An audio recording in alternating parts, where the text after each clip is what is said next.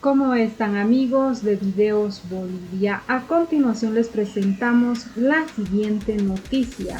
El vocero presidencial Jorge Richter dice que Bolivia fue víctima del neogolpismo y fija 10 hitos del plan del golpe, según la consigna del Movimiento al Socialismo y el libreto de Evo Morales. El vocero presidencial Jorge Richter aseguró que Bolivia fue víctima en noviembre de 2019 de un neogolpismo y que 10 hitos marcarían este golpe. No fue casual, sino planificado, manifiesta Jorge Richter. Escuchemos sus palabras y luego continuamos. Que todos aquellos que están intentando anular, extinguir, diluir lo que significaron aquellas jornadas que constituyeron un golpe de Estado, una interrupción de la institucionalidad en Bolivia, y que están intentando y buscando formas por las cuales a todas aquellas voces que hemos venido señalando que en el país existió en noviembre de 2019 una ruptura institucional, un golpe de Estado, y que les molesta y están buscando acallar a través de asociaciones negativas para tratar de denigrar a la persona o de degradarla o de poder diluir cualquier prestigio, reconocimiento que se le pueda tener en la sociedad. Esto se está buscando en estos días y hay un enorme movimiento, no solamente a través de las redes sociales, sino fundamentalmente por quienes estuvieron absolutamente comprometidos en aquellos luctuosos hechos. Y allí lo que está sucediendo, lo que está sucediendo es poder establecer en redes sociales, en medios de comunicación, fundamentalmente en medios de comunicación de orientación gráfica. Lo que se está buscando es tratar de encontrar, de desordenar el debate y de restar credibilidad a las personas. Estamos en una época que bien podemos llamar algo que Javier Cercas había escrito en un artículo, la barbarie de la literalidad. Y la barbarie de la literalidad hoy en Bolivia significa el querer tomar puntual y estrictamente cada una de las palabras para con ello validar una postura que es inocultable. Y cuando decimos una postura que es inocultable, es el número de aquellas personas que fallecieron en noviembre de 2019, 37 personas fallecidas, hermanos bolivianos que perdieron la vida y que a partir de todas estas campañas mediáticas y de redes se está tratando de exonerar de las responsabilidades que aquello había significado. El dolor de la gente, las familias incompletas, la gente injustamente detenida en las cárceles de Bolivia, algunos todavía permaneciendo en ellas, más de 800 heridos en el país, con herida de bala en el cuerpo, que aún muchos de ellos también la siguen llevando dentro de su integridad corporal. Y todo esto tratando de ser desmentido para que no hayan responsabilidades. Fíjese usted que el día de hoy el presidente AMLO de México, López Obrador, señaló en la conferencia de prensa que dio que en Bolivia verdaderamente había ocurrido un golpe de Estado. Y usted mire la cobertura de aquellas palabras de López Obrador, la cobertura en nuestros medios, exceptuando el periódico La Razón, que recoge este hecho que dijo y señaló el presidente Andrés Manuel López Obrador. Pero en otras circunstancias, si hubiese sido un extraño y oscuro funcionario de un país como Uganda que hubiese dicho que en Bolivia existió una sucesión constitucional, pues entonces seguramente esto hubiese ocupado las primeras planas. La barbarie de la literalidad se expresa, si queremos tomar algunos ejemplos, en lo que dijo el historiador Eric Hobsbawm, que él señalaba el siglo XXI en realidad estaba comprendido entre 1914, el momento en el que se iniciaba la Primera Guerra Mundial, y 1991, cuando se produce el colapso definitivo de la Unión Soviética. Y también Ian Kershaw nos decía que la Primera Guerra Mundial empezó en realidad el 7 de marzo de 1936, cuando Hitler invade con la venia de Francia, o con la actitud tranquila de Francia, de Gran Bretaña, invade la zona de la Renania. Y por supuesto que estas dos fechas no están contempladas en los manuales de historia. De hecho, podríamos hasta decir que son fechas erróneas. Pero nadie lo reprocha. Y nadie lo reprocha porque, en definitiva, son fechas que trascienden la literalidad. Superan lo estrictamente cronológico, porque se tiene que comprender y se tiene que mirar un contexto de historia, de hechos políticos, de procesos desarrollados que van más allá de la simple, o de la estricta, si se quiere, de la estricta cronología. Hoy estamos viviendo en el país una agresión y una ofensiva a todos aquellos que creemos o tenemos y desarrollamos un pensamiento específico respecto a lo que sucedió en aquellas jornadas de noviembre de 2019, y que nos alejamos definitivamente del relato oficial que circula a través de sus medios, de quienes son los constructores de estos relatos o que están asociados a ellos, y no solo de sus medios, sino también de sus redes. Estamos impedidos, de hecho, a expresar nuestro desacuerdo con la ficción y con la mentira planteada por los dueños del relato oficial y de sus intenciones ocultas. Es importante para nosotros, para los bolivianos, para quienes tenemos una mirada absolutamente crítica con aquel pensamiento que quiere señalar de que aquello fue una movilización en busca de la democracia. Aquello, estoy haciendo una referencia a noviembre de 2019. Es importante, entonces, decía, para nosotros contraponer nuestra palabra al relato de las mentiras y de las ficciones que han creado y que insisten en crear en torno a noviembre de 2019, con el único objetivo de buscar impunidad, con el único objetivo de poder cerrar aquel capítulo como si hubiese constituido solamente un hecho anecdótico, un evento de inestabilidad política en un determinado momento de la construcción de la democracia en Bolivia, y no reconocer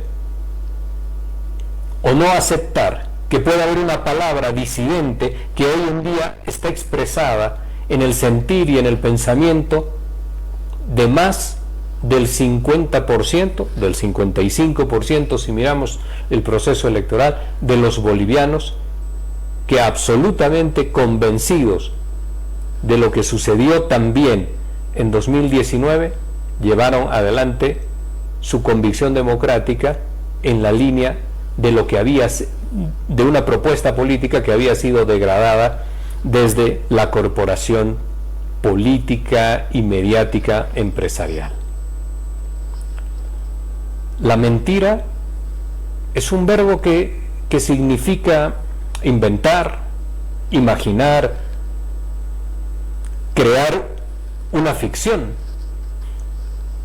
Es mezclar lo falso con lo verdadero para poder construir algo diferente.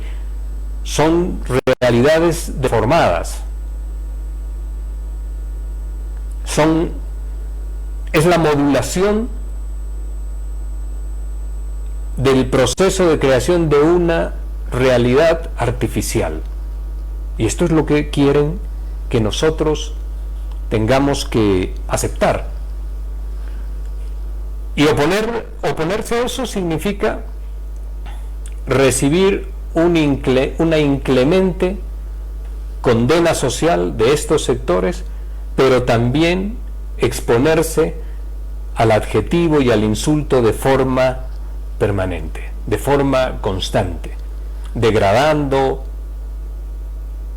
hasta poder hacer una presentación, si se quiere, animalizada de las personas que no están en sintonía con esta construcción de que aquello fue una conquista democrática y no así un golpe de Estado. Entonces ahí nosotros nos podríamos inclusive preguntar si estamos de acuerdo o si estamos, mejor dicho, invirtiendo de mala manera nuestro tiempo con todo esto. Y la respuesta es absolutamente no. Y la respuesta es que hay que insistir, hay que debatir, hay que exponer, hay que explicar y no callarse bajo ninguna circunstancia que lo que sucedió en aquellos momentos fue un golpe de Estado.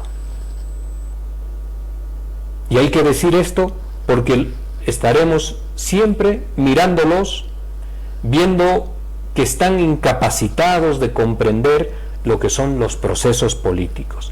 Y los vamos a encontrar completamente atorados en su literalidad, porque esa literalidad es el único camino argumentativo que encuentran para poder justificar lo que usted acaba de ver, justificar lo que usted ha visto en imágenes y que ellos no lo entienden como un golpe de Estado, como una ruptura institucional, sino como un conjunto de personas inadaptadas, violentas, salvajes,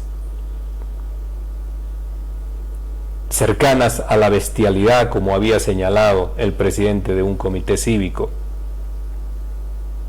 Pero nunca los vamos a encontrar argumentando, generando un pensamiento. Están en el límite, como decía Javier Cercas, en el límite del pensamiento más propio del enanismo, sin ninguna capacidad de poder exponer y construir conceptos que les permita debatir. Posiblemente el problema, como también recogiendo unas palabras de Gabriel Said, posiblemente el problema no sea gente que no sabe leer y escribir, sino gente que no quiere leer y que no para de escribir.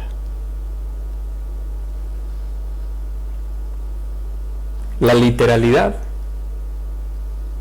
es un pensamiento en un determinado momento, y que por supuesto que es muy dinámico en la medida en la que se va investigando, se va perfeccionando el conocimiento, se van encontrando nuevos elementos, como puede ocurrir en una investigación judicial,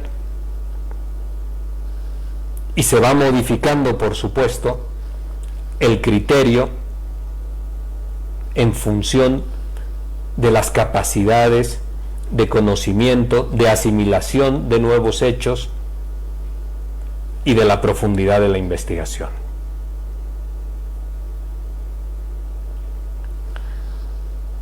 Se está intentando encontrar una argumentación en lo que son, y esto es muy importante que lo sepamos todos, en lo que son líneas comunicacionales estratégicas planificadas por los sectores de la derecha, que tienen, por supuesto, una fuerte colaboración en lo que es la guionización de cada una de estas líneas, una fuerte colaboración, decía, con el poder externo. Esto está ocurriendo en el país.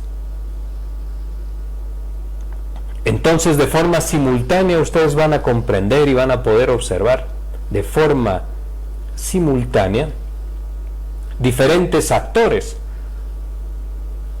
individuales, actores políticos, actores de la comunicación, corporaciones.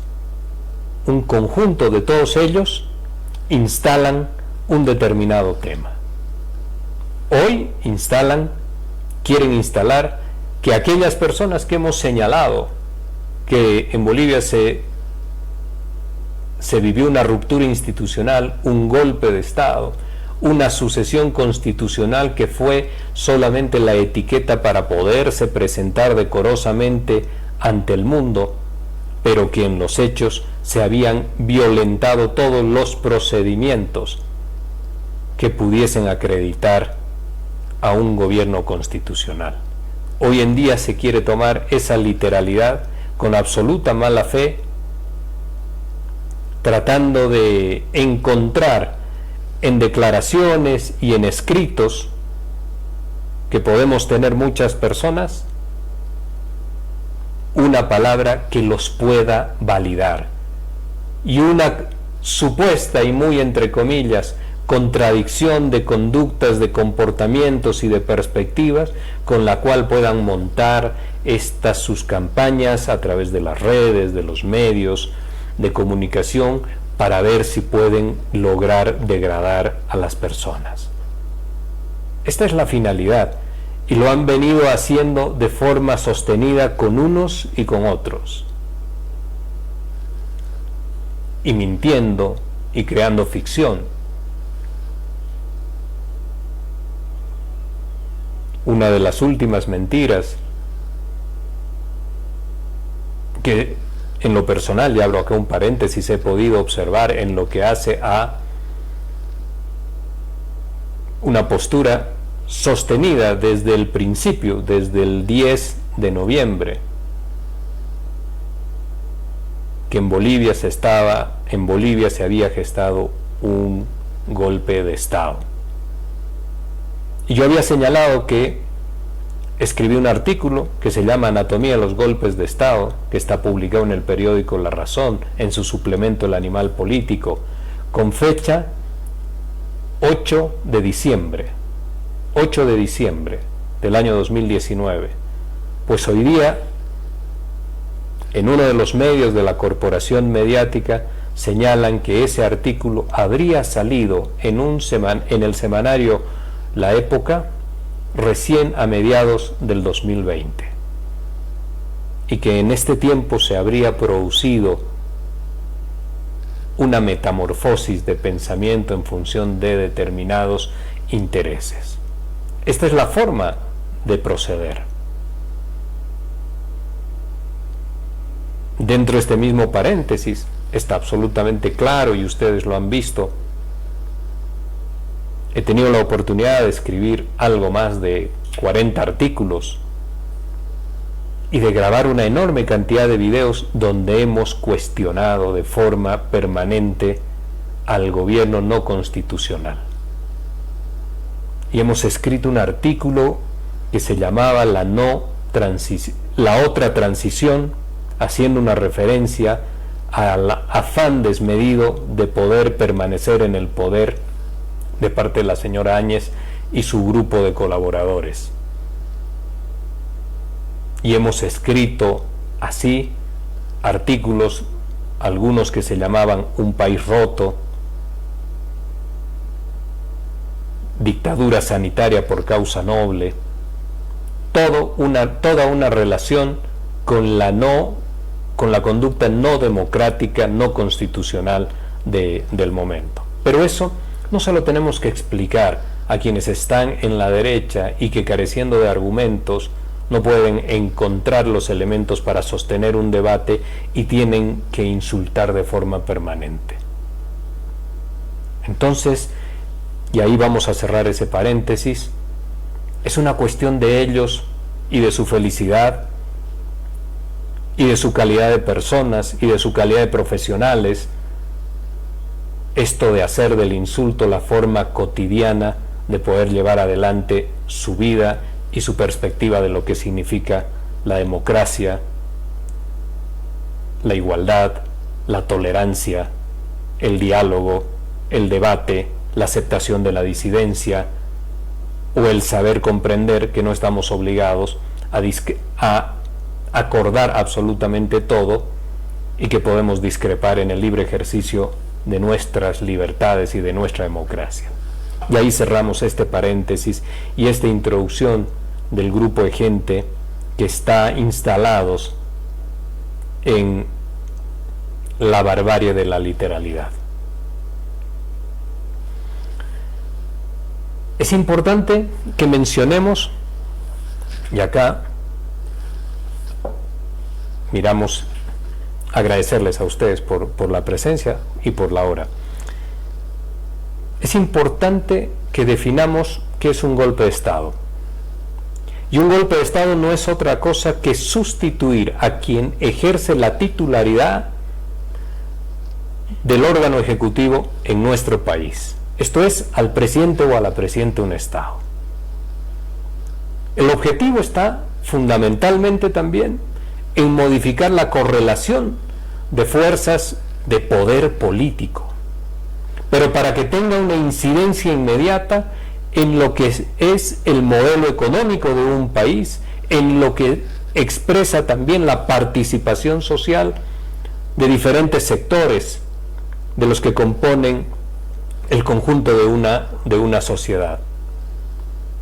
Para poder, en el caso de Bolivia, retornar a la vieja dominación de clase de sectores que han estado históricamente articulados con el ejercicio del Estado, y de recorrer hacia los espacios perimetrales de nuestro país a aquellos sectores populares a los que siempre, históricamente también, han considerado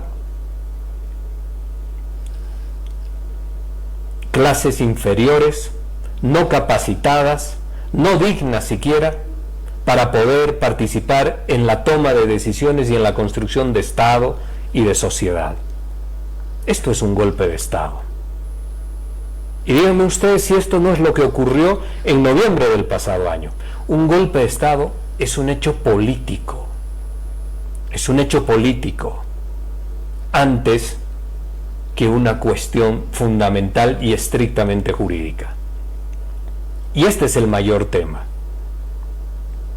El hecho político que sucedió en Bolivia, que es la concatenación, el enlace, el encadenamiento de una serie de sucesos en la lógica de una secuencia debidamente planificada para poder finalmente llegar al objetivo que era cambiar al titular del poder ejecutivo, para cambiar la relación de fuerzas políticas, cambiar la relación del sentido de la economía y también modificar a los sectores sociales que tenían una participación en la decisión del Estado.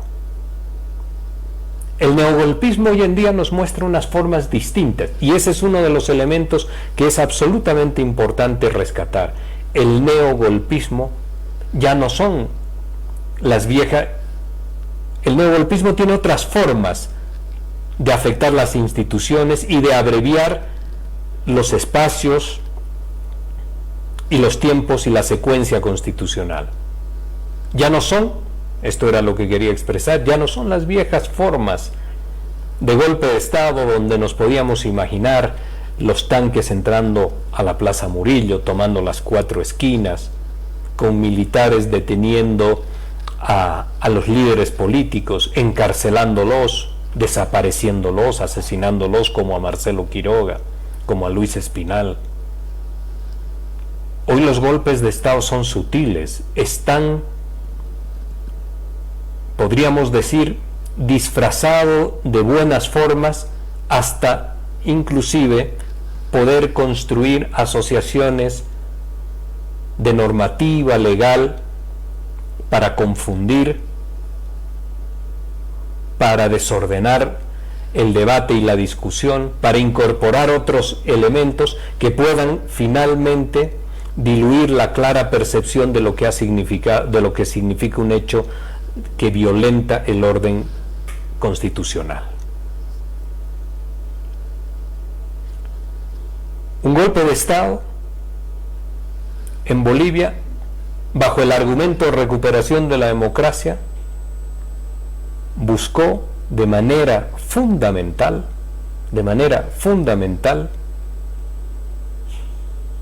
modificar o devolver en una lógica regresiva el Estado a las viejas formas liberales, pero básicamente entregarle a los sectores dominantes, muy vinculados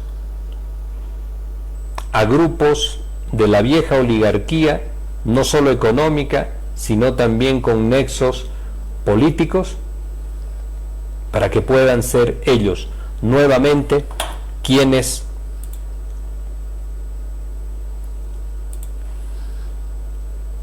tengan la posibilidad de administrar el Estado. Y acá, brevemente un paréntesis. Muchos de los bolivianos que han participado en elecciones, en estas últimas elecciones, sectores empresariales, corporaciones, la corporación mediática, los actores políticos centrales, prestaron su nombre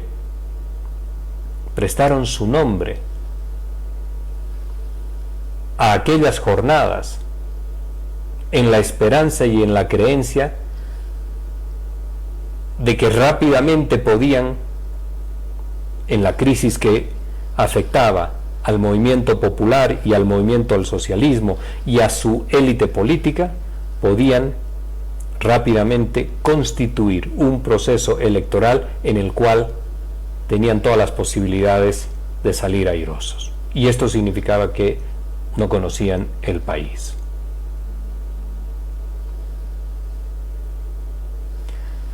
La cuestión del golpe de Estado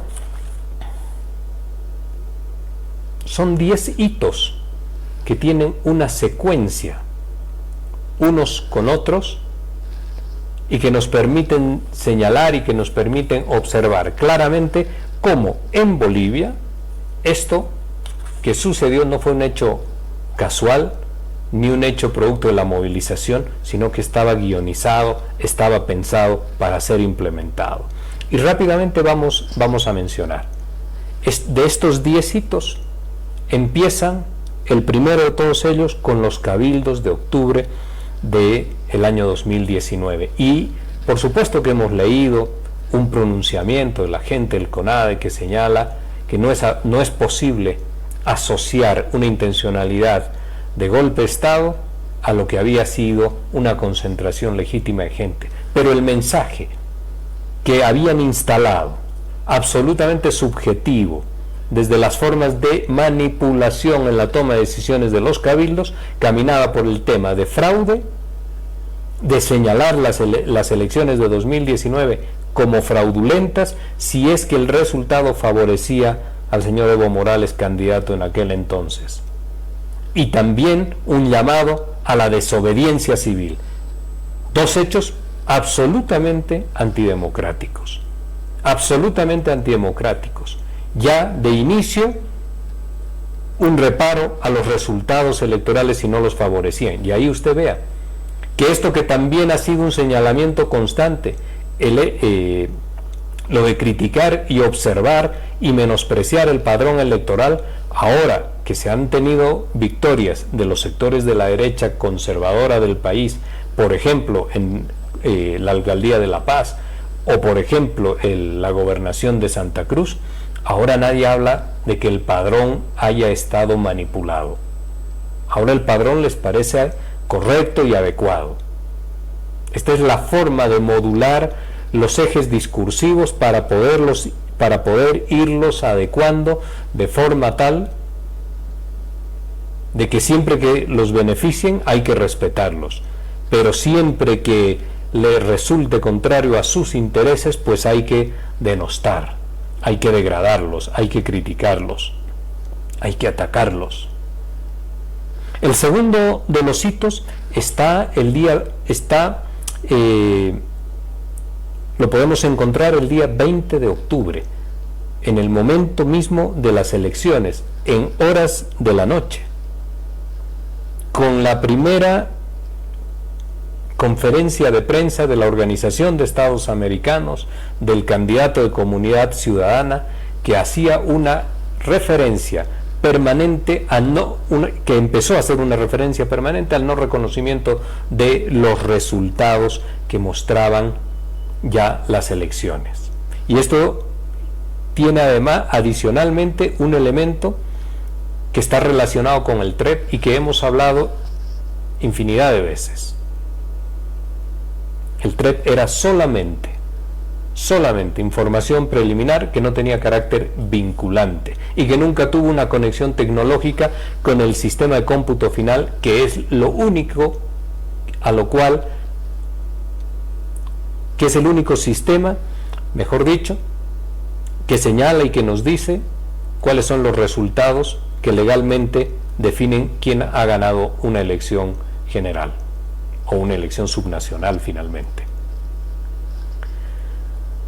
El 20 de octubre tiene su correlato con el 21 de octubre, el inicio de la semana, donde una conferencia de prensa nuevamente de la Organización de Estados Americanos señalan y sugieren que haya una segunda vuelta cuando no se habían conocido los resultados finales. Que haya una segunda vuelta, amparados en ese sistema del TREP. Y aquí un paréntesis rápido para decir que el informe de la Organización de Estados Americanos, el 75% de sus conclusiones son de carácter tecnológico referidas al sistema TREP. Y nuestro sistema electoral es un sistema manual, no es un sistema tecnológico, es un sistema manual. La Organización de Estados Americanos se constituye en uno de los actores centrales en su tiempo y en su momento, que ayudó a poder devastar, pulverizar la institucionalidad democrática de nuestro país y la institucionalidad y el sistema electoral en Bolivia, y de lo cual no vamos a reponernos por lo menos en la siguiente década. Fíjese usted que esto que estoy señalando, que el mismo padrón electoral que avaló la Organización de Estados Americanos, que tiene una fiabilidad del 98%, según palabras de la Organización de Estados Americanos y del informe que está en el Tribunal Supremo Electoral, a pesar de ello, hemos tenido de parte de ciertos grupos una campaña ininterrumpida para poder restarle legitimidad al proceso 2020, señalando que había fraude, señalando que el padrón electoral no era confiable. Esa es la consecuencia de lo hecho por quien irresponsablemente decía que en el país se había instalado un fraude monumental, y la Organización de Estados Americanos en el otro frente señalando de forma anticipada que en Bolivia lo que correspondía era una segunda vuelta, sin conocer los resultados. Todo esto genera el tercer escenario, que es la indignación colectiva, y esa indignación colectiva lo que empezó a realizar fue movilizaciones en una escalada cada vez más violenta en todas las capitales, sin lugar a dudas, no hay que desconocer aquello, una movilización de los sectores urbanos y de los sectores de clase media, apoyada y fortalecida, por supuesto, en el discurso del fraude monumental que había sido amplificado por el candidato de Comunidad Ciudadana, recogido por los actores cívicos y de los otros partidos políticos también. A partir de ahí quiero decir, esta indignación colectiva como elemento central para validar lo que significó el cuarto hito, que fue el motín policial del 8 de noviembre de 2019 y el pedido de renuncia de las Fuerzas Armadas el domingo 10 de noviembre en horas de la tarde. Un pedido de las Fuerzas Armadas que después se quiere explicar y decirle a los bolivianos que está amparado en lo que señala y dice la Ley Orgánica de las Fuerzas Armadas, en su artículo 20, en el inciso segundo, donde las Fuerzas Armadas evidentemente tienen la facultad y la potestad de sugerir soluciones ante situaciones críticas. No dice, sin embargo, ese artículo que estas sugerencias se deban realizar a través de una conferencia de prensa. Por supuesto que aquello era una velada amenaza al poder político de entonces y adicionalmente era un claro signo de insubordinación de una institución que constitucionalmente es una institución de obediencia y no de deliberación, una insubordinación a su capitán general, una insubordinación al poder civil. Esto es lo que ocurrió con aquellos hechos del 10 de noviembre que finalmente generaron la renuncia, ya sin salidas, sin posibilidad de sostener la seguridad interna del país, con las calles tomadas, con hechos que se estaban generando ya de violencia sobre la dirigencia política de los sectores populares. Generó la renuncia. Y acá viene el elemento de la sucesión constitucional. Y a la sucesión constitucional le vamos a hacer una referencia puntual y específica.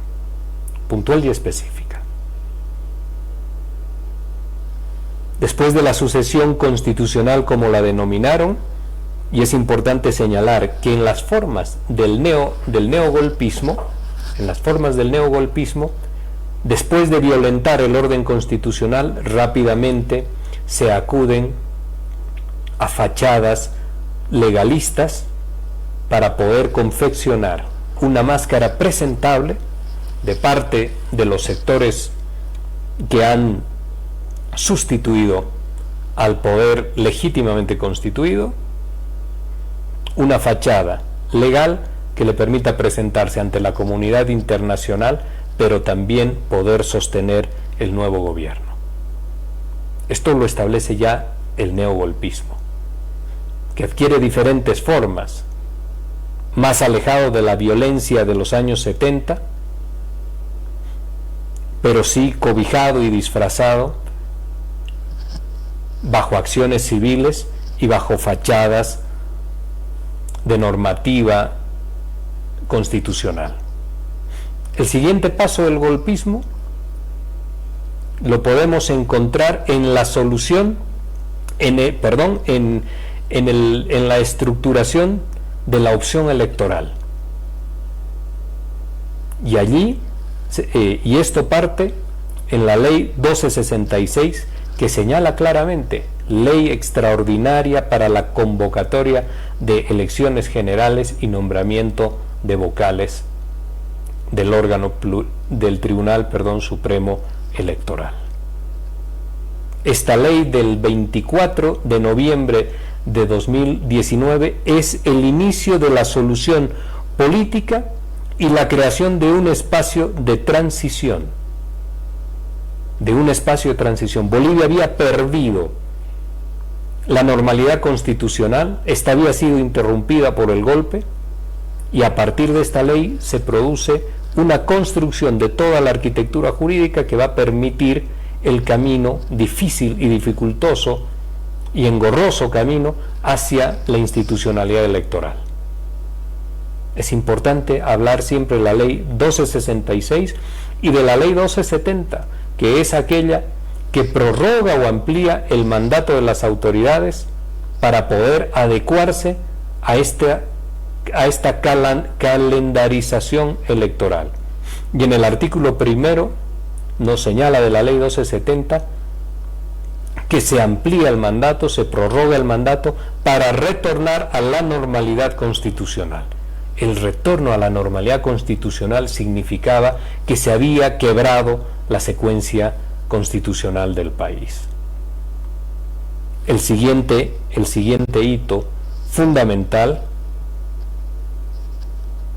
está ya en la candidatura de la señora Áñez, que pulveriza también el proceso de transición para convertir esto es el proceso de transición, convertirlo en un proyecto político y por supuesto instalar en el país una nueva agenda política, un proyecto político con una intencionalidad permanente de prorrogarse en el poder y que hace uso, pasando al siguiente hito, hace uso indisimulado de la pandemia. Y ahí encontramos una fecha trascendental, el 10 de marzo, con los primeros 2 casos de contagio de COVID-19 en el país. Aquí entramos en una lógica de cuarentenas, pero que no está en la preocupación de la contención de los sanitarios, sino fundamentalmente en una lógica de construcción de estados policiales. Cambia la lógica electoral y empezamos a observar permanentes postergaciones en función de criterios subjetivos, absolutamente subjetivos, nunca sustentados, de explosiones, picos de contagio en la pandemia que vivía el país. Y entonces prórroga de mandato, y entonces permanente postergación del proceso electoral, con indisimuladas declaraciones directas señalando que no se podían llevar adelante las elecciones mientras no hayan condiciones sanitarias en el país, y en algunas ocasiones lo escuchábamos al entonces ministro Yerko Núñez de que en una crisis económica como la que se estaba viviendo no podían existir procesos electorales. Y en el medio, cancelación de derechos, persecución, detenciones. La consecuencia del hecho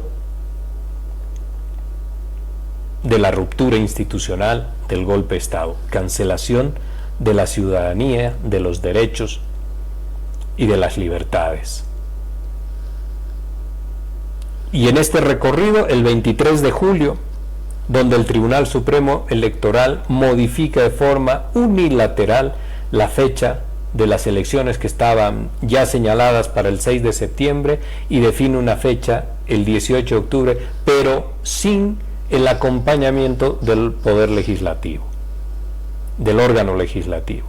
Sin ese acompañamiento quedaba en toda la posibilidad el Tribunal Supremo Electoral, en la figura de su presidente, en toda la posibilidad de administrar libremente el proceso electoral.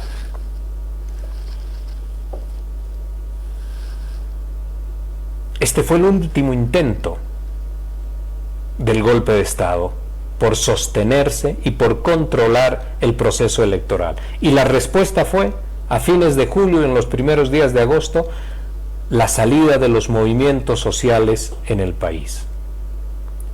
Movimientos sociales que van a bloquear, pidiendo una ley que fije fecha determinada para el proceso electoral. Y allá se recuerdan los movimientos en el occidente y en el altiplano, y hago una referencia no porque hayan sido estrictamente los únicos y los más importantes, sino todos fueron importantes en el trópico, hacia el sector del oriente en el país, en el sur del país, pero allí estuvo la figura de quien ya ha fallecido, Felipe Quispe. En un artículo que escribí en el mes de agosto, señalaba aquella aparición o aquella nueva irrupción de la convocatoria y de la presencia de Felipe Quispe como el inesperado factor Malku. Y nuevamente la corporatividad popular y social del país se fue unificando en un criterio de plantar cara, resistencia fundamentalmente al régimen no constitucional de la señora Áñez, que buscaba permanentemente controlar el proceso electoral. Y allí gana el movimiento popular. Quisieron degradar, como hoy día también quieren degradar a las personas que argumentan o que defienden la presencia del golpe de Estado de forma categórica. Aquel entonces quisieron degradar a todos aquellos que salieron a bloquear, asociándolos a un hecho delictivo inexistente relacionado con la cuestión de los oxígenos. Era una lucha por la democracia, por el retorno a la institucionalidad electoral y porque el movimiento popular, ampliamente representativo y extendido en todo el territorio nacional, quería democracia, quería elecciones, ganó aquellas jornadas de enfrentamiento con el poder político, que ya no tuvo la fortaleza para nuevamente generar Sacaba, Sencata, hechos similares, que no tuvo la fortaleza para reprimir, y desde agosto significó la derrota absoluta en manos del movimiento popular. Perdieron la candidatura,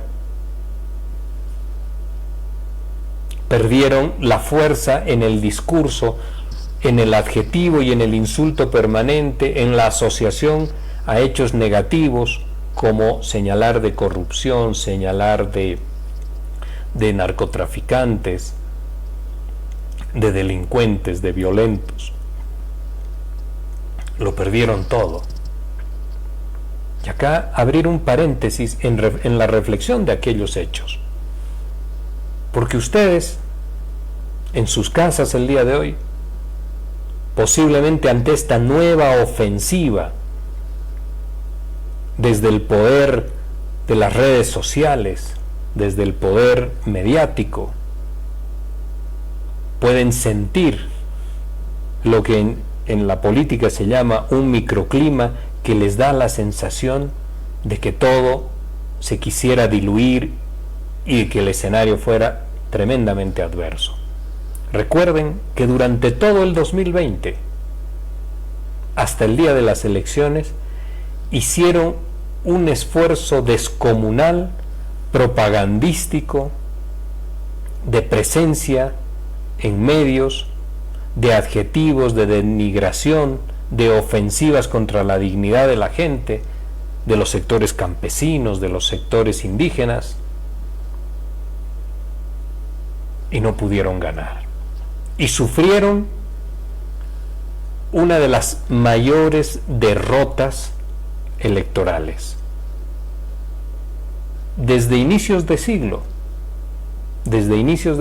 no han podido construir una opción política de visión de país que le pueda proponer desde la derecha y desde los sectores conservadores del país a los bolivianos una opción modernizadora del Estado. Una opción que le pueda señalar a los sectores populares objetivos, pensamiento, modelos de desarrollo político, social, económico. Ante la carencia de esto, es el insulto, es la degradación. Esta es su forma de hacer política. No les ha dado resultado, pero no conocen otra manera. Y no logran desarrollar otros criterios para poderse presentar ante el país democráticamente. Y esa ausencia de pensamiento los lleva a repetir conductas que son conductas desestabilizadoras, donde sí encuentran unidad únicamente en función de proteger intereses, como en este caso sus responsabilidades ante los hechos de noviembre de 2019. Ahí logran estructurar unidad. Cuando le tienen que hacer una propuesta al país, son dispersos, no tienen argumentos, están vacíos de contenido, entonces apelan nuevamente a estas prácticas de degradar a las personas, que no les ha dado resultado, pero que entienden que esa salida que puede generar violencia es el único mecanismo que les podría permitir sobrevivir políticamente. Y quienes con más entusiasmo llevan sus adjetivos para denostar a las otras personas han sido candidatos de 1%, han sido candidatos que han tenido que retirar sus candidaturas. Estos son los hitos del golpe de Estado, una secuencia de hechos para poder modificar la correlación de fuerzas políticas en el país, para poder modificar al titular del poder ejecutivo, del órgano ejecutivo, del poder político del país en definitiva, y poder establecer nuevas relaciones de dominación. En este acápite, entonces les señalaba, merece una especial mención lo que ha significado la sucesión constitucional. Y para ello vamos a ver dos momentos que son absolutamente fundamentales para comprender lo que sucedió en el país entre el 10 de noviembre y el 12 de noviembre, cuando la señora Áñez irrumpe y se autoproclama presidenta del Estado. Permítanme colocar este material, que dura un par de minutos, que lo han visto al inicio, de forma tal de que podamos tener listo esos otros videos donde podemos observar lo que hizo la señora Áñez en aquellas horas de la sucesión constitucional. La línea de sucesión presidencial en Bolivia es absolutamente vertical, absolutamente vertical. Esto significa que en ausencia, por cualquier situación que se dé, del presidente del Estado, del presidente o la presidenta del Estado,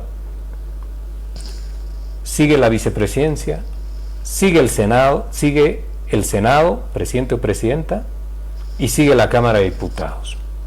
No existe ninguna forma de sucesión horizontal. Esto no existe. Es absolutamente vertical. Lo que ocurrió en aquellos días, del 10 al 12, es un armado planificado para hacerse de la presidencia del Estado en varios ejes. Necesitaban el primero de estos ejes, de este plan, de este diseño para apropiarse de la presidencia del Estado, necesitaban que la señora Áñez fuese presidenta del Senado.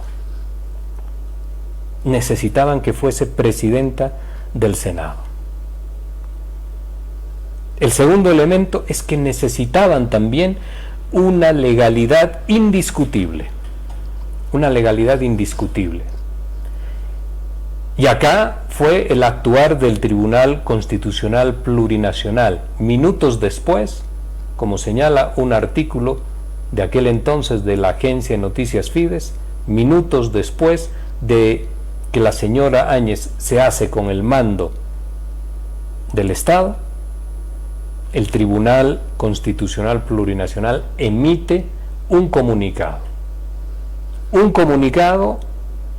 a medida de lo que había sucedido en la Cámara de Senadores y en el plenario también. Y necesitaban, como tercer elemento, alguna jurisprudencia que señale y que marque cuál era el camino que había que tomar en la línea vertical, impidiendo, sí, llegar a diputados. Si ustedes se fijan y miran todos los hechos que ocurrieron, pues allá no tuvimos en ningún momento posibilidad de que algún diputado pudiese tomar la presidencia del Estado. Entonces, se requería gráficamente que la señora Áñez sea presidenta del Senado. Y ahí nosotros nos tenemos que señalar la primera pregunta. ¿Tenía posibilidades de ser presidenta del Senado? No tenía posibilidades. No tenía posibilidades.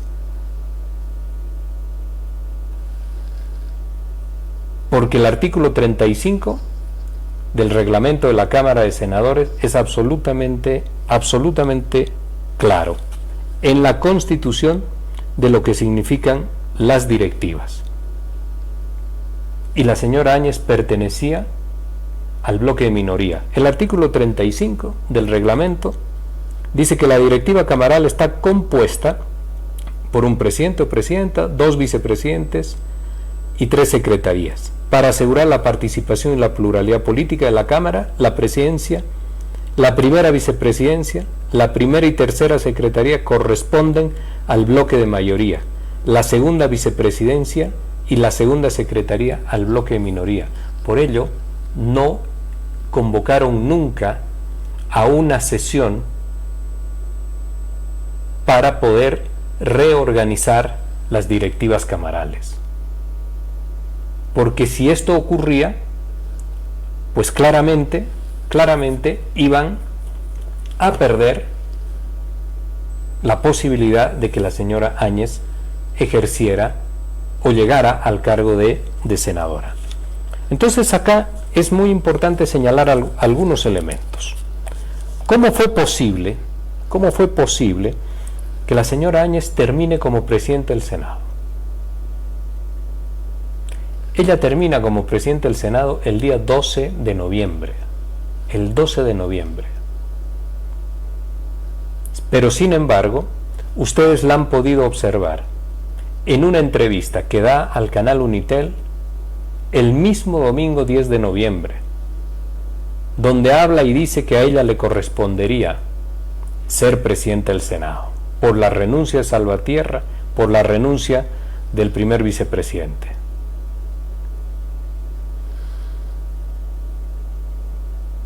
Intentaron, para resolver esto, intentaron instalar una sesión. Pero para instalar una sesión tiene que existir quórum suficiente. Sin embargo, instalaron una sesión para constituir, y este es un elemento fundamental, para constituir un acto administrativo legislativo. Entonces, acá sí tenemos que mirar, por favor, este material. Sesión ordinaria de la Cámara de Senadores de la legislatura 2019-2020. Pido al senador secretario verificar el quórum. Muy buenos días. Por su intermedio, Presidenta, saludar a todos los colegas, a todos las autoridades que nos acompañan, tanto internacionales como nacionales, y a los medios de comunicación. Presidenta, revisado en este momento el quórum de la Cámara de Senadores, no está en condiciones por no existir el quórum suficiente para instalar la presente sesión. Muchas gracias, senador secretario. Ante la imposibilidad de instalar la 198 sesión ordinaria de la Cámara de Senadores, se suspende la misma. Colegas parlamentarios, permítanme hacer una aclaración a la opinión pública. El carácter legal de la convocatoria efectuada, así como de los actos de la Cámara de Senadores, corresponde recurrir al artículo 41, inciso A del Reglamento General de la Cámara de Senadores que establece que corresponde a mi persona, en calidad de segunda vicepresidenta, asumir la presidencia de este ente camaral ante la ausencia de la presidenta y del primer vicepresidente de la Cámara de Senadores. Hemos podido escuchar ahí esa aclaración a la opinión pública que realiza la señora Áñez y que es de orden absolutamente personal, señalando que le corresponde a su persona. Esto va a realizar también en el plenario, lo vamos a escuchar. Esto va a realizar también en el plenario. No podía convertirse en presidenta por un acto administrativo legislativo. Para poderse convertir en presidenta del Senado requería la votación del conjunto de los senadores. El reglamento de la Cámara, pero también la Constitución Política del Estado, de la Cámara de Senadores, y la Constitución Política del Estado solo permite que puedan entrar en la línea de sucesión aquellas personas que tienen el voto, la delegación del voto conferido de sus iguales. Esto significa que pueden ser los presidentes únicamente de las cámaras, presidentas de las cámaras, que son elegidos en el colectivo de quienes componen esa cámara. Esto la Constitución preserva para que no pueda cualquier parlamentario que no salga del consenso y del producto de una votación pueda hacerse en una circunstancia fortuita con la presidencia del Estado. ¿Por qué tenía que ser la señora Áñez, como decíamos? ¿Por qué tenía que ser necesariamente presidenta del Senado? Por un hecho que es importante que ustedes lo conozcan. El artículo 39 habla y dice: son atribuciones de la presidenta del Senado o del presidente el ejercer la presidencia de la Asamblea Legislativa Plurinacional en ausencia o impedimento del presidente. Entonces requería ser presidenta del Senado para que en ausencia del presidente nato de la Asamblea, que es el presidente del Estado, presidente o vicepresidente del Estado plurinacional, ella pudiese convertirse en vicepresidente en funciones, comandando el plenario.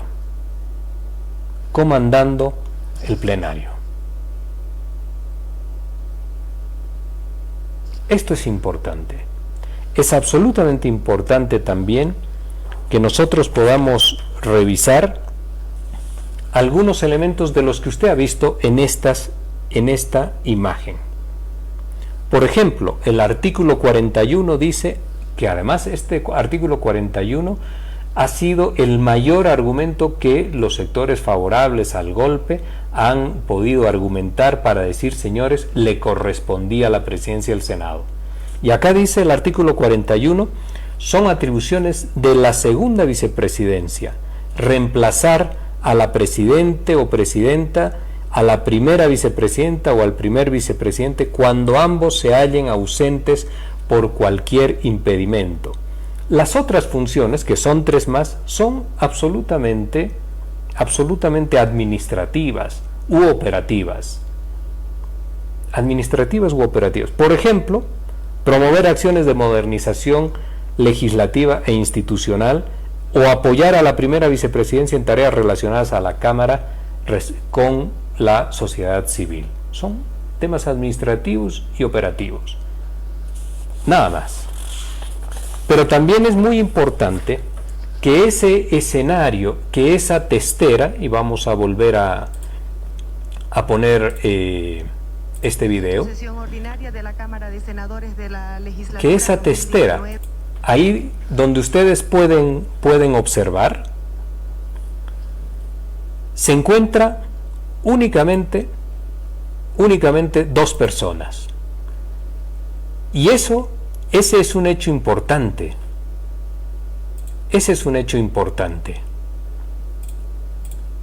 Porque el reglamento señala de manera puntual lo siguiente: la instalación del pleno camaral deberá contar, artículo 76, deberá contar con la presencia de la presidenta o presidente, vicepresidenta o vicepresidente, con la asistencia de por lo menos 2 miembros de la directiva, uno de los cuales deberá ser secretario o secretaria. 2 miembros de la directiva más la presidenta o presidente, vicepresidenta o vicepresidente. Tienen que haber 3 personas en esa testera. Y sin embargo, ahí tenemos solamente a la señora Áñez y un miembro más de la directiva, el señor Zamora, que después fue su ministro. Adicionalmente señala que para la instalación tiene que haber una previa verificación del quórum por secretaría. Y ustedes han escuchado que la verificación del quórum ha sido a criterio del señor Zamora, que acompaña. Y dice también el artículo 76, de no existir quórum se postergará el inicio de la sesión por 30 minutos, al cabo de los cuales se verificará nuevamente si existe quórum. Y en el artículo 77 nos dice que el control de asistencia se efectúa de forma nominal y que debe haber una lista de asistencia que debe ser firmada por el presidente o por la presidenta, y que ésta debe ser remitida a la última autoridad, que ésta debe ser remitida, por esta última autoridad a la oficialía mayor con los fines administrativos consiguientes. No se tomó lista, no se comprobó el quórum de forma nominal, y el artículo 75 del reglamento nos señala y nos dice que para instalar válidamente una sesión del pleno camaral será necesaria la presencia de la mayoría absoluta de sus miembros. La presencia de la mayoría absoluta de sus miembros. Fíjense ustedes el conjunto de irregularidades para forzar interpretaciones como la que habla la señora Áñez de que le corresponde la presidencia, cuando no se podía, por abocarnos única y estrictamente a un elemento, no se podía instalar válidamente una sesión en el pleno camaral del Senado, porque no había quórum. Porque no había quórum. Y las renuncias también, las renuncias de los miembros de la directiva y del Senado, por tradición legislativa, requieren conocerse ante el plenario y requieren recomposición de directiva. Y esto tampoco lo realizaron. Únicamente de acuerdo a lo que señala el reglamento, la señora Áñez tenía funciones administrativas y operativas. Y es importante señalar, y lo dice el reglamento, ¿en qué momento sustituye? Cuando el presidente o la presidenta está ausente. Y si la presidenta está ausente, entonces lo que corresponde en esos casos es conocer el tiempo o las características de la ausencia. Y si hay una renuncia, conocer la renuncia. Esto está en la tradición legislativa. Pero requerían llevar adelante este plan para convertirse, como he señalado, en vicepresidenta del Estado en ejercicio de funciones. Y ahí es absolutamente importante la referencia de jurisprudencia que posteriormente el Tribunal Constitucional señala como si fuese un respaldo a la línea de sucesión presidencial. Estamos hablando de la Declaración 03 del año 2001. Y esta declaración 03 del año 2001 está en referencia a lo sucedido para la línea de sucesión presidencial del señor Jorge Quiroga en el fallecimiento ya en la última etapa de vida del expresidente Banzer, pero está fundamentada sobre la constitución política del año 67. Del año 67. Esto es inexplicable. Vamos a hacer una referencia puntual también a este hecho del comunicado del Tribunal Constitucional. Entonces, no existió quórum en el plenario, no se pudo leer el orden del día, no se realizó el control de asistencia, se debía suspender como que suspenden, pero consolidan el hecho administrativo legislativo, y con el hecho administrativo legislativo la señora Áñez se autoproclama, es la primera autoproclamación, se autoproclama presidenta del Senado. Presidenta del Senado. Y esto ya convierte a su gestión en un gobierno de hecho, en un gobierno de facto. No deja que la sucesión vaya hasta diputados, no deja que se aplique la secuencia constitucional. Una vez que se genera este hecho, entonces asume que ya es presidente del Senado y va al plenario en esa condición, convocando ya al conjunto de la Asamblea. Y acá es importante que podamos observar esto, son unos minutos, pero es absolutamente necesario para poder encontrar los elementos de el discurso de la señora Áñez, donde también en una interpretación forzada termina finalmente en una interpretación forzada y personal, termina autoproclamándose presidenta. Una interpretación del artículo 170, una interpretación muy personal respecto de la ausencia definitiva del presidente y vicepresidente del Estado, y una interpretación para no leer las cartas, no conocer las cartas de renuncia, todo un conjunto de hechos absolutamente irregulares para poder finalmente ella sola poder autoproclamarse presidenta del Estado. Entonces observemos lo que dijo en aquel momento, el 12 de noviembre, la señora Áñez. Adelante. Perdón. Sí, compañeros, en estos instantes los asambleístas de oposición han bajado hasta el hemiciclo de la Cámara de Diputados, donde se prevé instalar la sesión de la Asamblea Legislativa. En este instante, justamente, la senadora Yanine Áñez, quien hace minutos atrás dio lectura al reglamento para que ella asuma como ya presidente del Senado, y en este caso sería también ya la presidente de la Asamblea Legislativa. Debemos hacer notar que en esta sesión no se encuentran presentes asambleístas del movimiento al socialismo, solamente están asambleístas, diputados y senadores de la oposición. En instantes ya la presidenta del Senado, en este caso,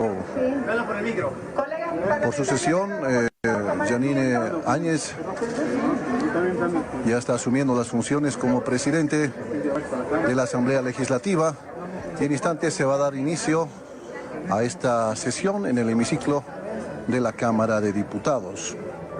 Vamos a escuchar en instantes nada más ya el inicio de la sesión de Asamblea Legislativa. Están haciendo los últimos preparativos, y sí, en el pleno de la Asamblea se encuentran los asambleístas de oposición. Vamos a aguardar algunos instantes hasta que también se instale esta sesión. Acaba de arribar la segunda vicepresidenta de la Cámara de Diputados. Escuchemos lo que dice Janine Áñez. A continuación, compañeros, va a hacer uso de la palabra. Parlamentarios, muy buenas tardes. El pueblo boliviano es testigo de que hemos hecho todos los esfuerzos necesarios para garantizar la presencia de los parlamentarios de las tres fuerzas políticas que componen esta Asamblea Legislativa Plurinacional. Sin embargo, los parlamentarios del MAS no se han hecho presentes para participar como corresponde de las sesiones que han sido debidamente convocadas de acuerdo al reglamento de la Cámara de Senadores, de la Cámara de Diputados. Adicionalmente, los parlamentarios del MAS han manifestado públicamente su decisión de no participar de esta magna asamblea. Y todos sabemos que el presidente y el vicepresidente han oficializado su renuncia el pasado 10 de noviembre del año en curso, misma que por disposición del artículo 161, numeral 3 del texto constitucional, debe ser considerada por la Asamblea Legislativa Plurinacional para su admisión o rechazo. Sin embargo, de ello, el presidente, conjuntamente el vicepresidente, han abandonado el territorio del Estado Plurinacional de Bolivia, acogiéndose al asilo político otorgado por el Estado mexicano, lo que constituye un abandono material de sus funciones. Antes de que la Asamblea Legislativa Plurinacional se pronuncie sobre las renuncias planteadas, por tanto, se ha producido el impedimento material por voluntad del presidente y vicepresidente, quienes antes del pronunciamiento de la Asamblea abandonaron el territorio nacional, caso que obliga a activar la sucesión presidencial en aras de resguardar el fin supremo que es la vida, la integridad física y psicológica de las bolivianas y los bolivianos para garantizar el orden público, es decir, propiciar un clima de paz y seguridad social para garantizar la estabilidad del Estado que se ve en riesgo juntamente con el régimen democrático, motivo por el cual debe aplicarse la sucesión presidencial de inmediato.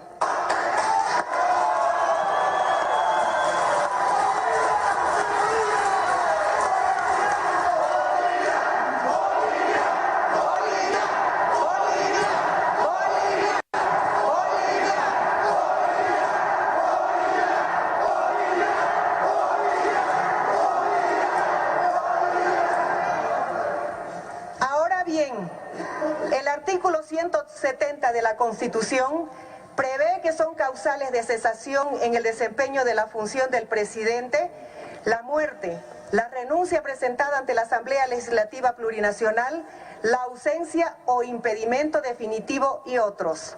En el caso presente, se materializa la ausencia definitiva por el abandono del territorio nacional por parte del presidente y vicepresidente, operando el impedimento material respecto al ejercicio de la presidencia, lo que obliga a aplicar la sucesión presidencial prevista por el artículo 169 de la Constitución Política del Estado, por cuyo mandato, ante el impedimento definitivo del presidente y en ausencia del vicepresidente, debe suceder la presidenta del Senado.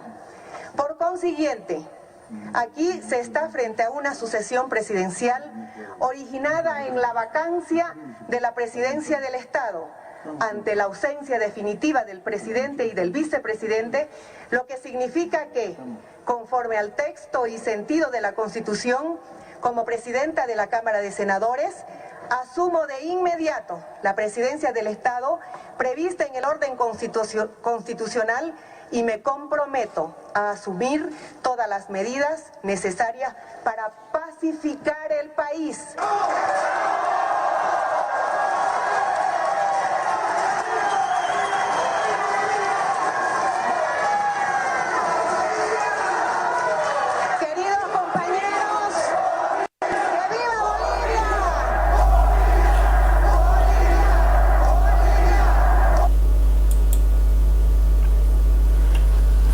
Ahí ustedes han podido escuchar una interpretación absolutamente forzada, pero además personal, de la señora Áñez, que leyó un guión que seguramente le fue escrito y que seguramente lo habrán negociado. Eso ya no nos corresponde manifestarnos, pero que es suficiente para lograr su autoproclamación. Y acá lo primero es que la señora Áñez admite que no hay quórum. Para el funcionamiento de la Asamblea, ya del plenario de la Asamblea, diputados, senadores, se aplica el reglamento de la Cámara de Diputados. Y la Cámara de Diputados dice en su artículo 73, toda sesión del Pleno Camaral, de las comisiones, de comités y de brigadas, se efectuará con la presencia de la mayoría absoluta de sus miembros. Este es el reglamento que aplicaba. Admite la señora que no hay quórum. Señala y dice que el país conoce de los esfuerzos que se han hecho para que haya presencia de los parlamentarios del movimiento al socialismo, que tenía los 2/3 de esa Cámara. Pero como no están allí presentes, a pesar de que señala claramente que para la instalación de la sesión del Pleno Camaral se debe contar con la presencia de la mayoría absoluta de los miembros. A pesar de ello, prosigue en su línea interpretativa de la Constitución. Ignora también el artículo 74, que dice: el control de asistencia a las sesiones plenarias se efectuará mediante sistema electrónico o nominal. Se instalan, ustedes han visto todo el video, se instalan, y a partir de ese momento empieza el conjunto de interpretaciones forzadas por fuera de la Constitución Política del Estado, claramente por fuera de la Constitución Política del Estado, camino hacia la autoproclamación. Y acá también es importante señalar, hace una referencia que ante la renuncia del presidente y del vicepresidente se debe aplicar el artículo 161 numeral 3. Y ahí señala y dice que las cartas de renuncia deben ser consideradas para su aceptación o rechazo en la Asamblea. Y aquí hace una interpretación. Y menciona, como ustedes han escuchado, que las dos autoridades han hecho abandono del territorio para acogerse a un asilo político en México. Y entonces hace referencia al artículo 170, y el artículo 170 de nuestra Constitución Política del Estado nos dice: la presidenta o el presidente cesará en su mandato por muerte, por renuncia presentada ante la Asamblea Plurinacional, por ausencia o impedimento definitivo, por sentencia condenatoria ejecutoriada en materia penal y por revocatoria del mandato. Y se agarran y toman como el eje central por ausencia o impedimento definitivo. Y el impedimento definitivo significa que ya no estaba en el territorio nacional. Este es el elemento central para cesar en su mandato, pero fundamentalmente para no leer las cartas. Porque para leer las cartas tiene que convocar a la asamblea, tiene que instalar una asamblea con el quórum necesario. Y esto no lo podía hacer. Esto ya no lo podía hacer. Porque si se instalaba la asamblea con el quórum necesario, no tenían control para poder rechazar las cartas. Entonces el artículo 170 es fundamental, y la interpretación que realiza, como han escuchado, la interpretación que realiza del impedimento material es absolutamente por fuera de la Constitución política del Estado. Señala y dice que se produjo un impedimento material por voluntad del presidente y vicepresidente, que por lo tanto se tiene que activar la sucesión presidencial. Finalmente, el presidente puede salir del Estado sin autorización de la Asamblea Legislativa por un espacio de 10 días.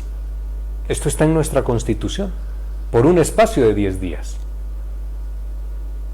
El presidente podía haber retornado en esos días también, pero forzadamente activa la sucesión presidencial. Y señala y nos dice el argumento para resguardar, entre otros argumentos, la vida, pero para resguardar la integridad psicológica de los bolivianos. Esto es inexplicable, absolutamente inexplicable. Entonces, requería ser presidenta del Senado para ejercer como vicepresidenta en funciones. Vicepresidente del Estado en ejercicio de funciones. Poder comandar la asamblea del plenario y finalmente en esa línea autoproclamarse, el término es absolutamente correcto, autoproclamarse presidenta, todo personalizado. Entonces sintetizamos, argumenta erróneamente y por fuera de la Constitución, argumenta para no leer las cartas de renuncia, no conocerlas, y dice que no lo hace porque salieron del país.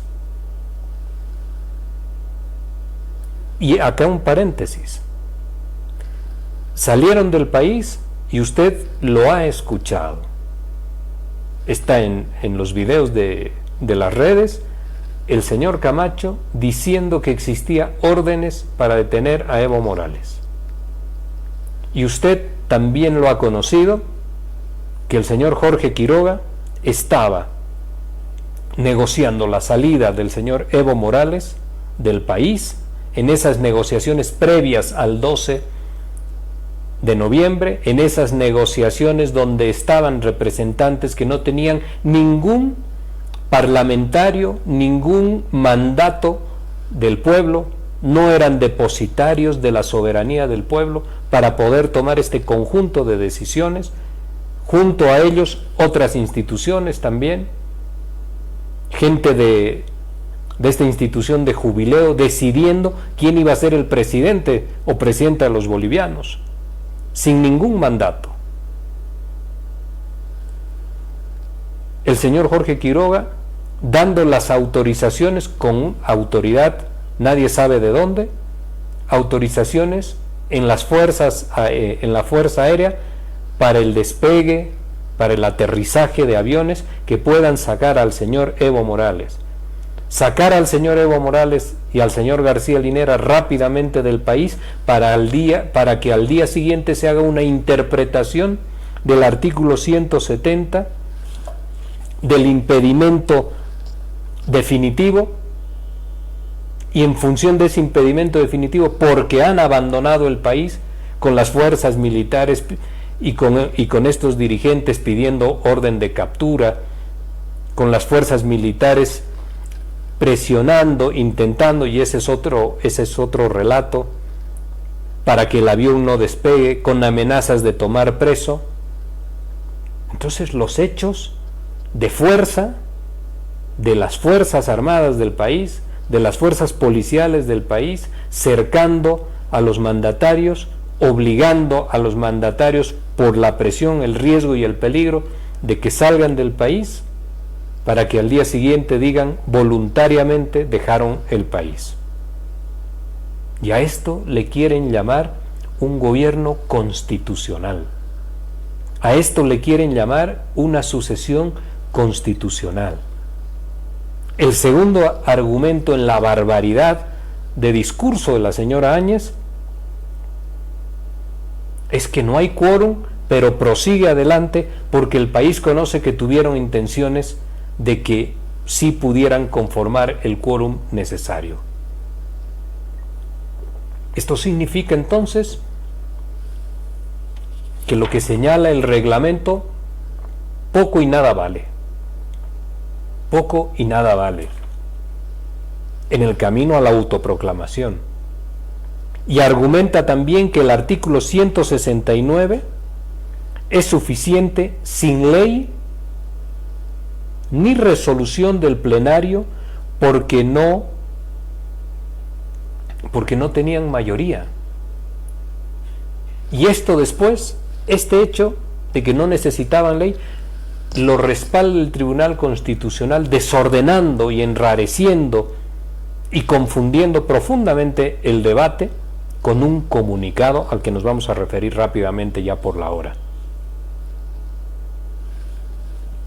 Esto que ocurrió aquel 12 de noviembre, estas interpretaciones en cuestión de horas, porque ustedes si miran, permítanme esto más, ustedes si miran, acá la hora son las 18:45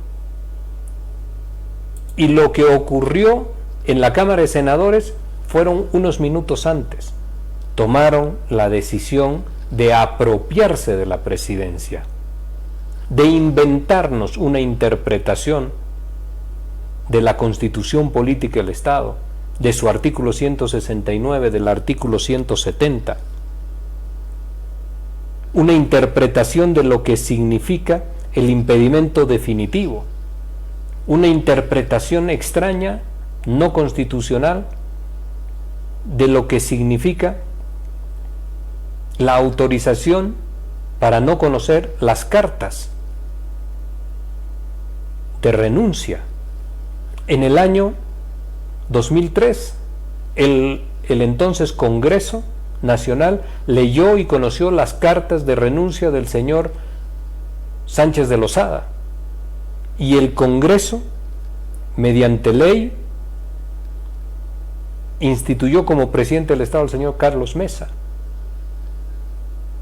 y posteriormente,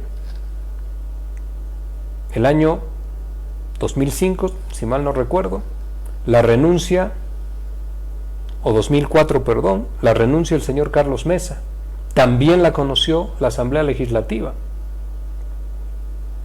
y se mantuvo todo el proceso de lectura de cartas, de aceptación de la renuncia, de nombramiento del señor Rodríguez Belcé como presidente. Pero acá la señora Áñez toma un camino inédito en la historia del país para arrogarse un mandato que no le correspondía y se autoproclama. Entonces, todo esto solamente es posible si hay alguien que te respalda. Y ese alguien que te respalda está en el uso de la fuerza. Las Fuerzas Armadas, la Policía Nacional, esa Policía Nacional que llega resguardando el auto que traía la señora Áñez el día 11, cuando ya había dicho, está en los medios, al general Calimán, había invocado al general Calimán que le estaba ordenando que saque las Fuerzas Armadas en su condición de senadora, y recién se instala ella al día siguiente, el 12 de noviembre, para tratar mediante un acto administrativo, legislativo, hacerse con la presidencia del Senado. En cuestión de 30 minutos se hizo con la presidencia del Senado, se hizo con la presidencia del Estado. Y esto solamente es posible si se tiene el respaldo de una fuerza del orden que te lo permita, y ahí está la complicidad de las Fuerzas Armadas en el hecho irregular de haber constituido un gobierno no constitucional, por lo menos de la jerarquía de aquel momento de las Fuerzas Armadas. Y como señala rápidamente una nota de la agencia Noticias Fides que dice, del 12 de noviembre, a solo minutos de que Yanine Áñez se proclamara presidenta del Estado de Bolivia, el Tribunal Constitucional dio su respaldo legal a la sucesión constitucional en el marco de la sentencia constitucional 03/01 del 31 de junio de 2001 que se sustenta en la vacancia del presidente. Solo unos minutos después, avalando lo que había hecho la señora Áñez. Pero acá también, ya en la parte final, acá también hay algo que debemos decir y señalar. Acá hay algo que debemos decir.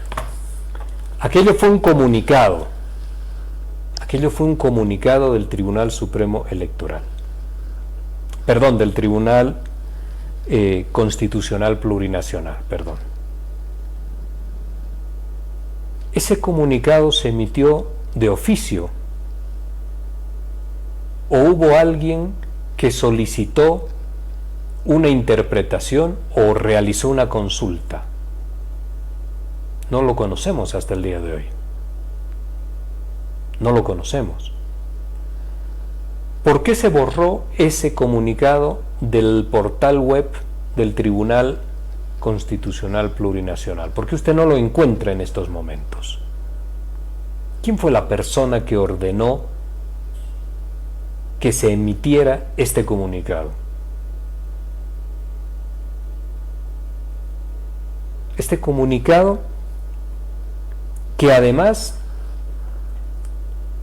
establece el precedente constitucional de 2001 en función o en las formas previstas en la Constitución del año 67, que estaba vigente el año 2001 en lo que respecta a la línea de sucesión presidencial.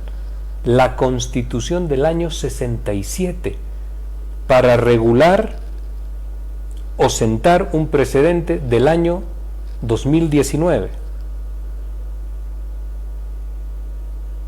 Esto es verdaderamente una aberración lo que ha sucedido ahí en el país. ¿Cuál fue el documento mediante el cual se pidió al Tribunal Constitucional Plurinacional para que haga este pronunciamiento? ¿Hubo un memorial con la pregunta? Si hubiese existido una consulta, el tribunal solo tenía 3 caminos para responder.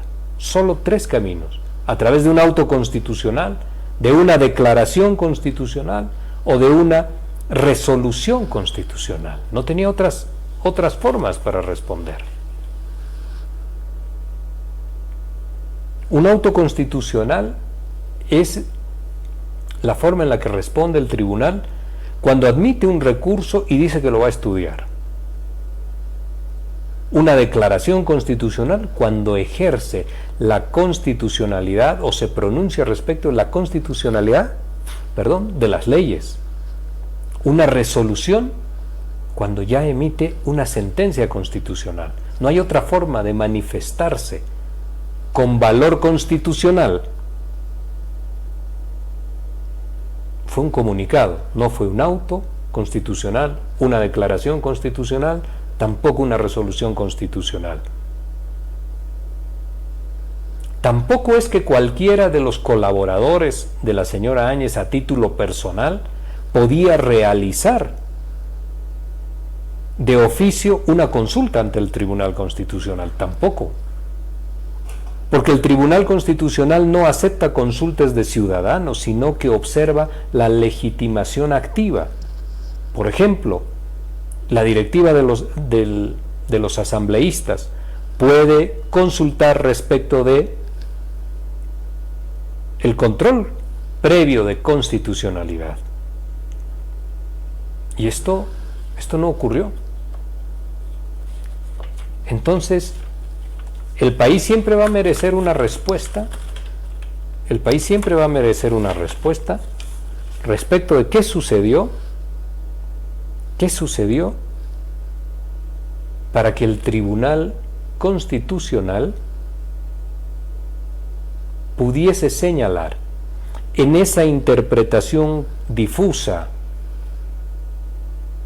que enrarece y que dificulta el análisis, que desordena el análisis y la interpretación, cuando señala más aún que no se requiere una ley ni de resolución congresal para la sucesión presidencial. Esto amparado en que no haya un vacío de poder, que fue el argumento y que correspondía para el señor Jorge Quiroga el año 2001. Esto también se tiene que investigar, el actuar del Tribunal Constitucional, que terminó, como le señalo, que terminó confundiendo el evento que había propiciado aquella tarde, sobre el final de la tarde, la señora Áñez. Esta es la sucesión constitucional, con estos elementos complejos, profundamente complejos, propiciados por el comunicado del Tribunal Constitucional, que terminan generando una confusión que llevaba a tener la primera impresión de que se había procedido de acuerdo a la Constitución. Esto es lo que juega el Tribunal Constitucional, pero no lo firma ninguno de sus magistrados.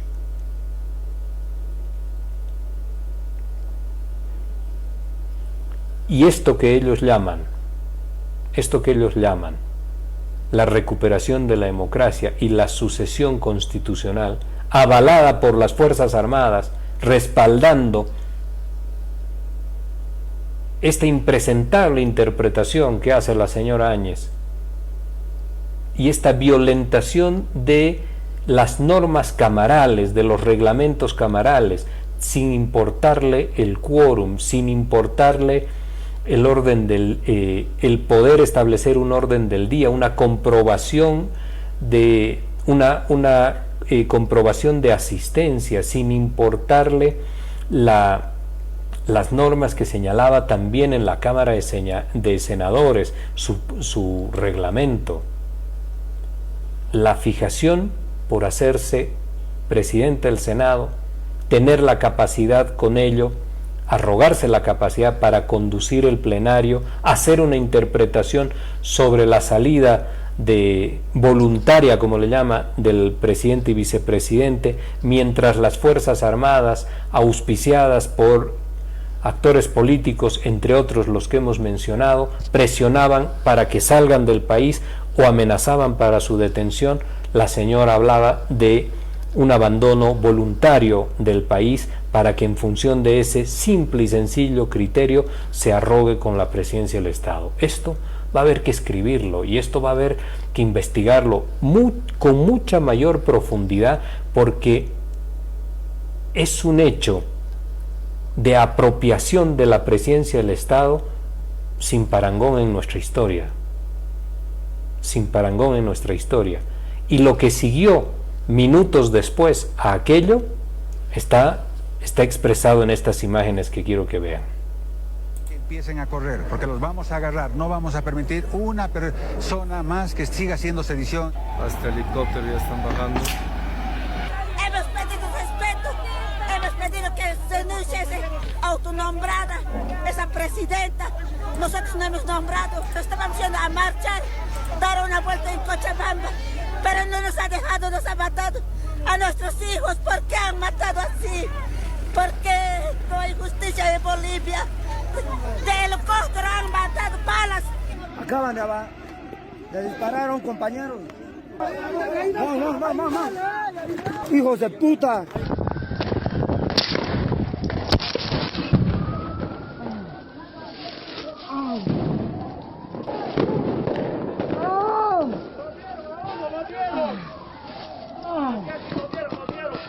¿Dónde no? En mi estómago. ¡Ayuda! Mi teléfono. Ahí está evidencia. Traiga. Hay que cargar. ¡Vamos! ¡A cargar! Allá, alquilado, vamos. ¡Vamos! ¡Ayuda! ¡Hay un herido! ¡Ayuda! Pues, hay que llevar allá. Este fue el resultado de su sucesión constitucional. Este ha sido el resultado de su recuperación de la democracia.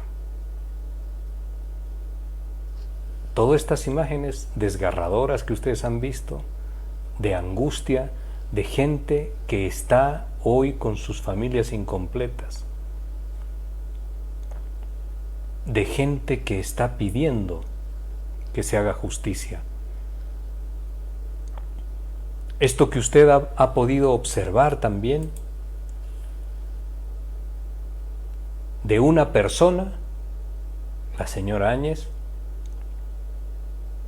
pero con todos los que la rodeaban y la acompañaban, y con todos los que aparecen después en las testeras y en los balcones de Palacio Quemado,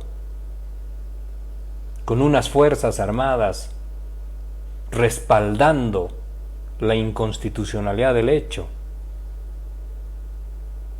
Cuando hoy desmenuzamos lo que ha significado ese impresentable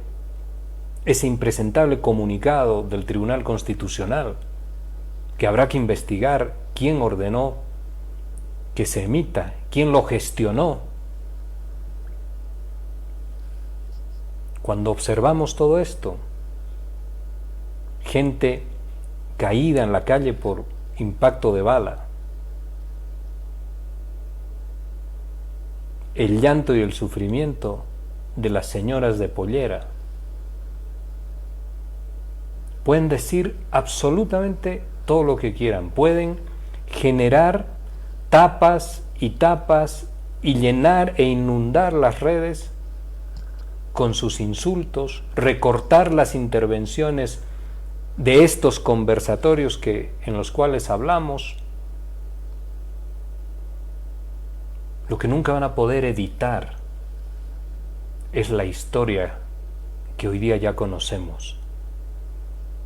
Lo que no van a poder recortar es esa lista de 37 muertos. No van a poder recortar esto para presentarlo de otra manera. No van a poder apelar a una literalidad de cualquiera de todos los que nos hemos manifestado para poder validar esta atrocidad que cometieron en el año 2019 en el mes de noviembre.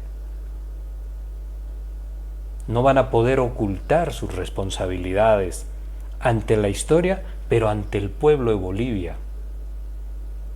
No lo van a poder hacer porque este pueblo, esta movilización popular, es la que ha logrado consolidar su legitimidad en octubre del pasado año. Una legitimidad del 55%, democrática, sin disparar una sola bala.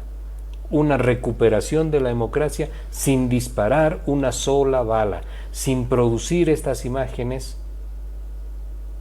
que todos esos actores en las diferentes etapas de la secuencia del golpe han generado esta situación atroz de dolor y de angustia entre nuestros hermanos y hermanas bolivianas y bolivianos, y que hoy día, con sus insultos, con su deformación de la realidad, con su intención de degradar, con infinidad de adjetivos, quieren hacer que nos podamos callar y que podamos considerar una vuelta de página para referirnos a aquellos como si fuese un evento anecdótico. Y eso no es posible. Están históricamente acostumbrados a que los muertos sean de los sectores populares, sean de los sectores campesinos, indígenas, y no les duele, y no sienten conmiseración de ellos,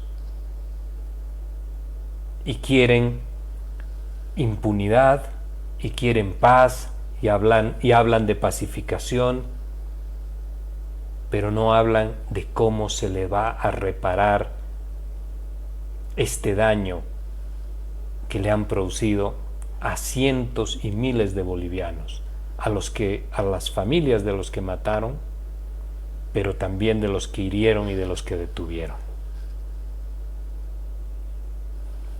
Pueden con sus presiones finalmente que nosotros nos acallemos, pero el pueblo los está investigando y el pueblo también va a dar su criterio sobre lo que hicieron para encontrar los responsables y a partir de eso caminar hacia una pacificación. Pero la gente quiere justicia, la gente quiere tener la memoria de noviembre de 2019, la gente quiere la verdad, la gente no quiere la ficción, no quiere las mentiras de la corporatividad, de los interesados en lograr impunidad. Cuando nos puedan acallar algunos, van a venir otros y van a ser muchos que les van a recordar siempre de forma permanente y diaria que cometieron un golpe de Estado, que violentaron la constitución política del Estado, que mataron gente, que llenaron de angustia a la familia boliviana, que hirieron y que detuvieron ilegalmente, y que alguien dijo ahí los vamos a perseguir y los vamos a cazar. No va a poder eso suceder nunca más, porque el movimiento popular es enorme y asiste democráticamente a votar y llena las urnas con votos y rechaza las balas de los que han participado en el golpe y de los que han auspiciado la violencia golpista y la ruptura institucional de nuestro país, los que han terminado con 37 años de construcción democrática de nuestro proceso democrático, constitucional, de construcción de sociedad y de Estado en el país. Pueden seguir insultando, pueden llenar de adjetivos, pero lo que nunca van a poder recortar, de ahora en más, es esta lista de los fallecidos que generaron con sus acciones de gobierno no constitucional y con sus intervenciones violentas en Sencata, en Sacaba, en Guayani, en la zona sur de La Paz y en otros lugares de nuestro país. Eso no lo van a poder editar, no lo van a poder recortar, no van a poder nunca cambiar esa historia. Esas fueron las palabras de Jorge Richter, el vocero presidencial, quien aseguró que en noviembre de 2019 hubo un neogolpismo y que 10 hitos marcan que el golpe no fue casual sino planificado. Jorge Richter ratifica la consigna del movimiento al socialismo, el libreto de Evo Morales sobre lo ocurrido en 2019. Y para sostener su versión del vocero presidencial, que fue duramente criticado porque en 2019 declaraba que la sucesión constitucional era legal y ahora fijó 10 hitos del supuesto plan del golpe que habría habido en 2019 según lo que manifiestan los afines al movimiento al socialismo. ¿Qué opinan ustedes? ¿Qué ocurrió en 2019? ¿Realmente fue un golpe fraguado por Yanine Áñez y su entorno, o Evo Morales terminó renunciando al país por el presunto fraude encontrado en las elecciones que finalmente fueron anuladas, las elecciones de 2019, y Evo Morales salió del país rumbo a México con un pedido de asilo político y posteriormente se trasladó a Argentina. ¿Qué opinan ustedes? Jorge Richter una vez más sale a aclarar que sus declaraciones en 2019 fueron sacadas de contexto y que Yanine Áñez habría planificado un golpe de Estado y que se autoproclamó presidenta del Estado. No manifiesta lo que todos nos preguntábamos en 2019. ¿Por qué los senadores del movimiento al socialismo se reunían en otros ambientes ajenos a la Asamblea Legislativa? ¿Por qué Adriana Salvatierra, después de la renuncia de Evo Morales, junto a Susana Rivero, estuvieron por 24 horas en la Embajada Mexicana en La Paz pidiendo asilo político? Además, a ello se suma que Adriana Salvatierra, en un contacto con un medio de comunicación, no pudo ni asegurar que llamaría a una asamblea legislativa para definir la sucesión constitucional. Lo correcto era que inmediatamente se dé la renuncia de Evo Morales, Adriana Salvatierra, como era presidenta del Senado, llame a una última sesión de la Asamblea Legislativa en su carácter de presidenta del Senado y presente ahí su renuncia, como lo hizo en un medio de comunicación. Y después de ello elijan de manera constitucional al presidente interino por sucesión constitucional. Pero esta acción fue omitida por los miembros del movimiento al socialismo, según ellos por el miedo a que quemen sus casas, secuestren sus familias y otros argumentos. ¿Qué opinan ustedes sobre lo ocurrido en 2019? ¿Fue golpe? ¿No fue golpe? ¿Hubo fraude? ¿No hubo fraude? No olviden dejarnos sus percepciones al respecto y también sobre las palabras del vocero presidencial, quien sale públicamente a ratificar y defender la línea de Evo Morales, quien ya no es presidente ni autoridad en el país, sino es el máximo representante del movimiento al socialismo a nivel nacional. No olviden dejarnos sus percepciones al respecto.